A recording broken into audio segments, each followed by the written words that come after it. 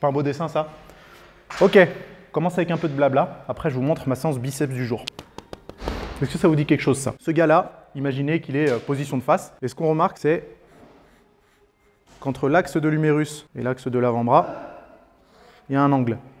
Ça, c'est votre valgus. Plus il est important, plus vous allez devoir être très vigilant sur les exercices que vous allez sélectionner dans votre séance biceps et sur la façon d'exécuter ces exercices. En comparaison, si je vous dessine quelqu'un qui a un valgus moins important, ça ressemblerait à ça. Hop.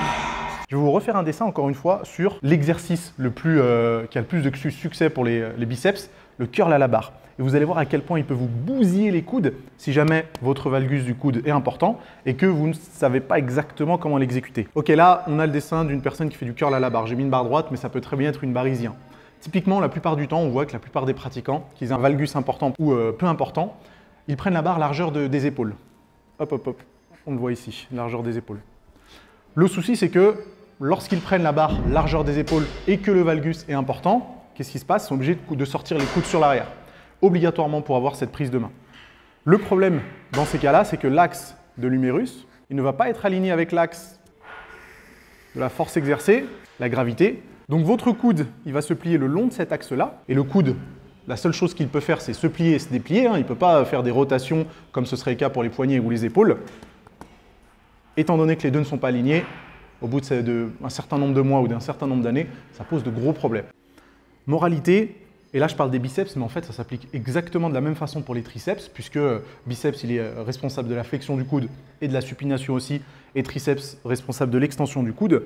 Lorsque vous faites vos exercices biceps ou triceps, il faut que l'humérus, toujours, et je dis bien toujours, soit toujours en alignement, donc parallèle, avec la force exercée.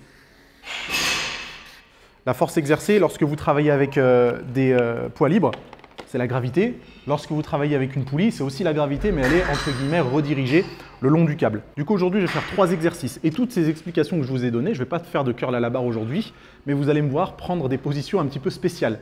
Et ces positions, elles sont justifiées par le fait que je veux que mon humérus soit aligné avec la force exercée. Je ne suis pas quelqu'un qui a un valgus du coude très important, mais voilà, pour le bien de la démonstration, je vais vous montrer dans quelle position vous devriez vous positionner pour avoir un recrutement optimal des biceps. Donc, je vais juste faire du curl en unilatéral avec haltère, très légèrement incliné. Je vais faire du curl à la poulie, qui ressemblera un peu à du spider curl. Vous le verrez lorsque je vais vous le démontrer. Désolé pour l'écriture. Et je vais finir avec du curl marteau. Donc on a 2 exercices qui sont vraiment ciblés sur les biceps. Un exercice plutôt d'étirement et un exercice plutôt de contraction. Et puis on termine avec le brachio-radial, parce que moi c'est quand même un point faible et j'aimerais bien qu'il se développe un petit peu plus. Du coup là vous avez votre gars qui est de profil, hein, ça c'est sa cage thoracique. Dans ma séance biceps, je vais sélectionner des exercices pour qu'il y en ait un où l'humérus, donc l'os du bras, est dans cet axe-là, et un autre pour que l'humérus soit dans cet axe-là. Dans l'idéal, il faudrait aussi avoir des exercices où l'humérus, l'os du bras, est dans cet axe-là, donc avec le coude sur le haut. Et ça vous fait en fin de compte un recrutement complet. Vous allez travailler dans toute l'amplitude du biceps. Donc ici, ça pourrait s'apparenter à un curl incliné. Ici, ça pourrait s'apparenter à un spider curl. Et ici, ça pourrait s'apparenter à ce genre d'exercice à la poulie. Vous voyez où vous êtes à la poulie haute et vous cherchez à aller contracter derrière l'oreille. Vous n'êtes pas obligé de placer des exercices d'étirement et de contraction dans la même séance. Par contre, dans un cycle entier, c'est intéressant d'avoir tous les types d'exercices. Et là, je ne parle pas que des biceps, je parle pour tous les groupes musculaires. C'est pour ça que, c'est d'ailleurs pour ça qu'il y a autant d'exercices en musculation, pour que vous puissiez sélectionner des exercices qui couvrent toute l'amplitude de mouvement. Trêve de bavardage, premier exercice, curl à l'haltère. Avant que j'oublie les amis, allez vite sur la chaîne YouTube de Fitness Park, regardez le premier épisode de leur web série parce que peut-être que j'y fais une petite apparition. Je vous laisse la surprise et je vous laisse le lien de la vidéo dans la description. C'est la première ligne, cliquez dessus et dites-moi ce que vous en pensez. Maintenant, on va s'entraîner.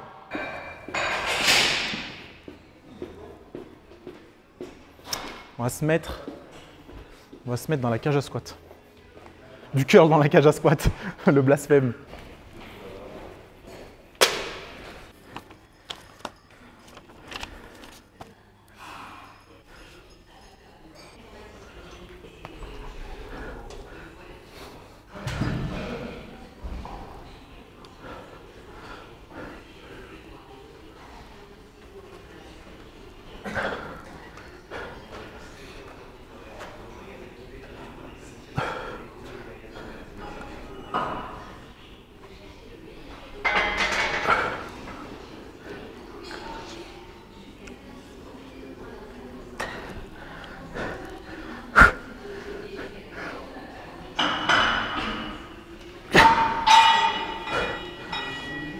Ok, plusieurs choses.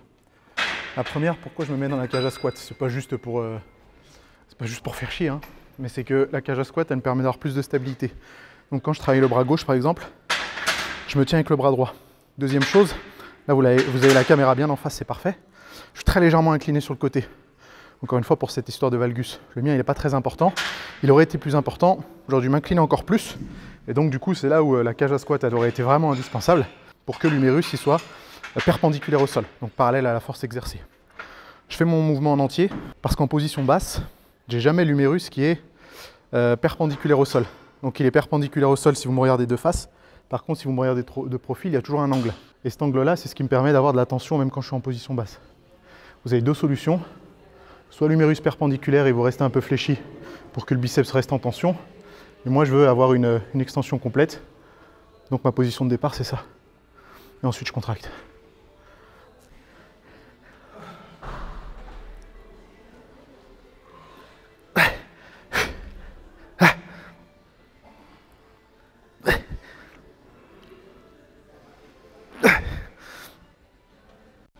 Oh putain. J'ai 5 séries en tout sur ce premier exercice. Là, j'ai fait mes 2 premières séries à 16, donc 8 répétitions et 7 répétitions à 16. Je vais descendre à 14 pour les 2 prochaines. Et en fonction de mes performances, peut-être que je descendrai à 12 pour la dernière. Mais en tout cas, les 2 prochaines, ce sera 14 kg en essayant de viser les 8 répétitions encore une fois. J'ai plus de bras déjà. Hier, on a fait le dos avec Lucas. Laisse tomber. Il a un méchant dos, lui. Bon, évidemment, sur l'exécution, là, je ne l'ai pas précisé juste avant, mais vous avez vu que les scapulas, elles sont tirées vers l'arrière et abaissées vers le bas. Donc en fait, avant de commencer le mouvement, ce que j'aime bien faire, je me laisse emporter par le poids. Et je sens directement la différence en termes d'activation. Donc jamais mon mouvement comme ça, jamais mon mouvement comme ça. Je tire vers l'arrière, je me laisse emporter vers le bas. Donc là, l'haltère, elle pend en direction du sol. J'active en amenant l'humérus légèrement sur l'avant et là j'ai ma position de départ. Et une fois que ma position de départ elle est bien, j'ai la contraction, là mon biceps il est serré. À partir de là, je peux commencer à curler et je serre le plus fort possible. Et mon épaule, elle ne bouge pas du début à la fin. Donc pas de mouvement d'humérus, tout se passe au niveau de l'avant-bras.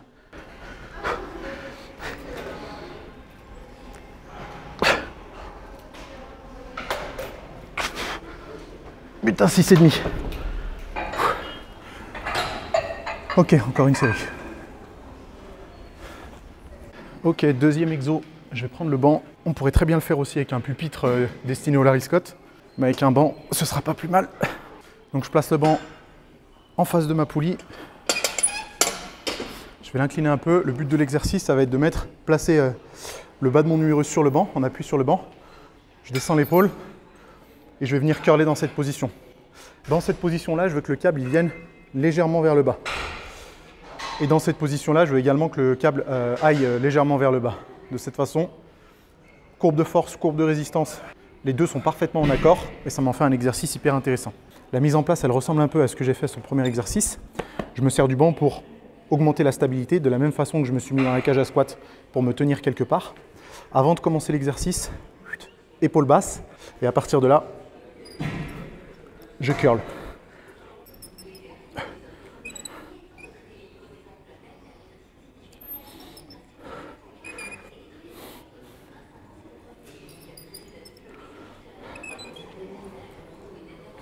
Je ne sais pas si vous avez vu ce qui s'est passé sur la 9e rep, je crois. Je commençais à fatiguer, et moi je l'ai remarqué, ou en tout cas je l'ai senti. Au fur et à mesure que ma main elle montait, mon épaule elle avait envie de remonter aussi. Donc j'ai su rattraper le tir et me refixer pour la 10e répétition. Mais si on n'est pas attentif, on peut très vite se retrouver à faire ça. Et ce qui se passe, c'est que dans cette position-là, il y a les deux points d'insertion qui se baladent en fait. Et sur tous vos exercices de musculation, vous voulez toujours qu'il y ait un point d'insertion, l'un des deux, qui soit complètement fixe.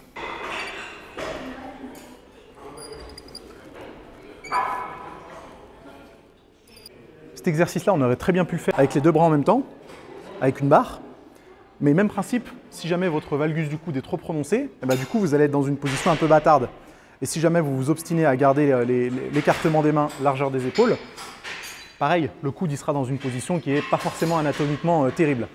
Donc moi je vous le recommande si jamais votre valgus du coude est très important, même si ce n'est pas le cas d'ailleurs, hein, parce que peut-être qu'en unilatéral, ça vous aidera à mieux gérer la contraction et votre position. Vous prenez un banc, vous mettez à la hauteur qui vous sied le mieux, et puis donc vous trouvez l'ouverture de buste qui vous va le mieux, celle qui vous permet de garder l'épaule le plus bas possible, et à partir de là, vous envoyez. Vous n'êtes pas obligé de rester face à la poulie comme je le fais moi. Vous pouvez très bien le faire à 45 degrés sur l'extérieur, si jamais ça vous permet de maintenir la position plus longtemps. Bon, trêve de bavardage, c'est parti pour la deuxième série.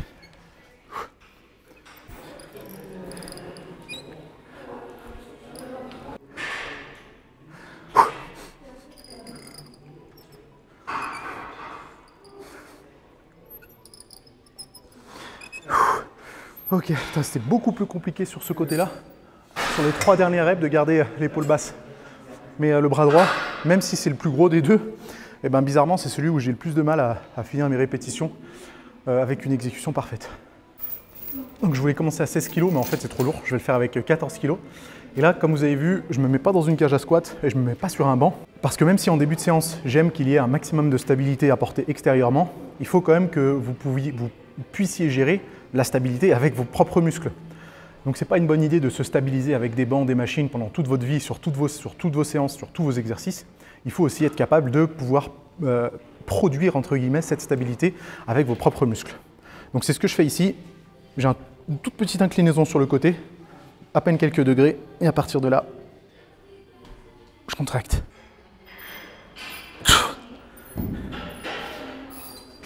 Ah, le jeune commence à avoir raison de moi, je suis cuit. Je pense que j'aurais pas l'énergie de faire les épaules et les triceps après. Allez.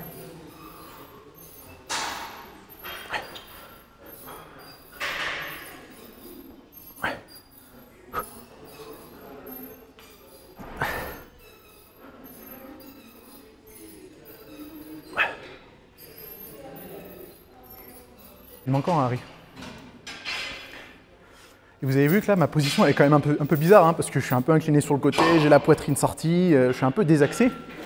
Et c'est pas un problème. Hein. En musculation, vous avez peut-être l'impression qu'il faut toujours être droit comme un piquet, la poitrine sortie et travailler uniquement dans cet angle-là. Mais absolument pas. Votre corps, il est fait pour partir sur le côté, faire des flexions, des extensions. Il faut juste savoir pourquoi, comment et dans quelle mesure pouvoir l'utiliser, sur quels exercices en fonction de votre morphologie, etc. Je ne sais pas si ça a du sens, mais en tout cas, pour moi, je me sens parfaitement bien comme ça. Mes articulations, elles sont bien alignées et puis ça me permet de contracter ce que j'ai envie de contracter. Putain, il est vraiment petit mon avant-bras.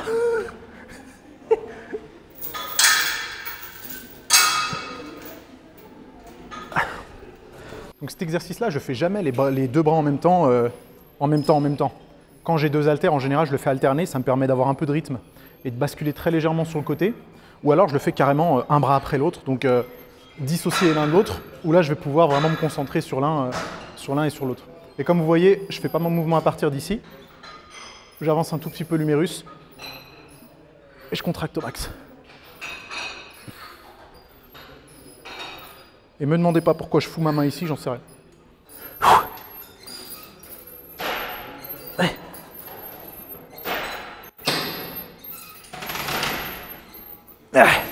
Ok. Ah putain. Allez, terminé. Bon, je voulais faire 4 séries, mais je suis cuit. Bon, bah, c'était une bonne séance. Ce qu'il faut en retenir de tout ça, c'est que soyez attentifs. Soyez attentifs à votre construction. Je sais que vous n'êtes peut-être pas des spécialistes. Bah, dans ce cas-là, vous pouvez très bien vous adresser à quelqu'un qui s'y connaît un peu mieux. C'est pas parce qu'on vous montre du curl à la barre droite, largeur des épaules qu'il faut toujours faire ça. Puisqu'en fonction des morphologies, comme je vous l'ai montré, ça peut être pas très dangereux, mais sur le long terme, ça peut être problématique pour l'articulation de l'épaule. Et trouvez vos positions. Vous avez tout à fait le droit de vous incliner un peu sur le côté, de vous incliner un peu sur l'arrière, de modifier un peu la position de votre bras, de façon à ce que vous ayez la meilleure position possible pour maintenir cette position et provoquer la contraction la plus puissante du monde. Ok, je crois que ça fait déjà pas mal de choses pour aujourd'hui. Moi, je vais finir juste avec les triceps. Je ne vais pas faire les épaules en fin de compte. Je vous mets toute la séance dans la description. Et puis, n'hésitez pas à poser des questions sur certains des exercices si jamais il y a encore des interrogations. Nous, on se retrouve probablement la semaine prochaine pour les ischios, je pense. Les ischios. Allez, à plus.